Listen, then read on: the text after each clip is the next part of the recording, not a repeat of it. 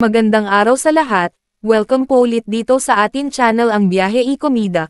Maraming salamat sa lahat ng nag-subscribe indeed. Punta tayo sa atin topic, September 28, 2025. OG Diaz, binuking ang umano'y dahilan ng pagkawala ni Shuvi Etrates sa It's Showtime. Inisplak ni OG Diaz ang dahilan kung bakit hindi napapanood si Kapuso Sparkle artist Shuvi Etrates sa It's Showtime. Sa episode ng Showbiz Updates noong Sabado, September 27, sinabi niyang nagpapahinga raw muna ang aktres. Ayon kay OG, ang nakarating sa kanya ay pahinga raw si Shuvi. Hindi lang malinaw kung siya mismo ang nagpasya, kung ang It's Showtime ang nagutos, o mismong GMA. Kamakailan, muling pinag-usapan online ang dating posts at videos ni Shuvi kung saan makikita ang suporta niya kay dating Pangulong Rodrigo Duterte. Bagamat humingi na siya ng sorry sa mga taong nasaktan at nadismaya, patuloy pa rin siyang nakakatanggap ng batikos. Dahil dito, dumipensa si GMA Network Senior Vice President Annette Gozon Valdez sa isang Facebook post noong Biyernes, September 26.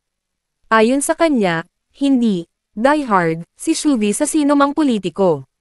May ilang posts lang siya noon na may halong political color, at mga personal na obserbasyon lang ito tungkol sa mabuti at hindi magandang gawa ng gobyerno.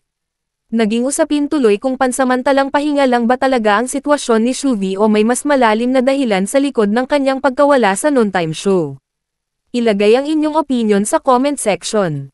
Laging bisitahin ang website ng kami at mag-subscribe sa OG Diaz Showbiz Update YouTube channel. Pero Tito OG, ang dami nagtataka na parang hindi na doon nakikita si Shuvi sa It's Showtime.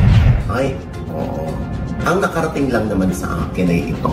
Ay, ano yun, Nay? Nay! Nanaginip ka na naman? Hindi, kasi ano yung gamot. Okay. Oo. Grabe yung ano. Kaya ko may napanaginipan ka na naman eh. Drowsy, hindi. Ang nakarating lang sa akin ay pahinga muna si Shuvi.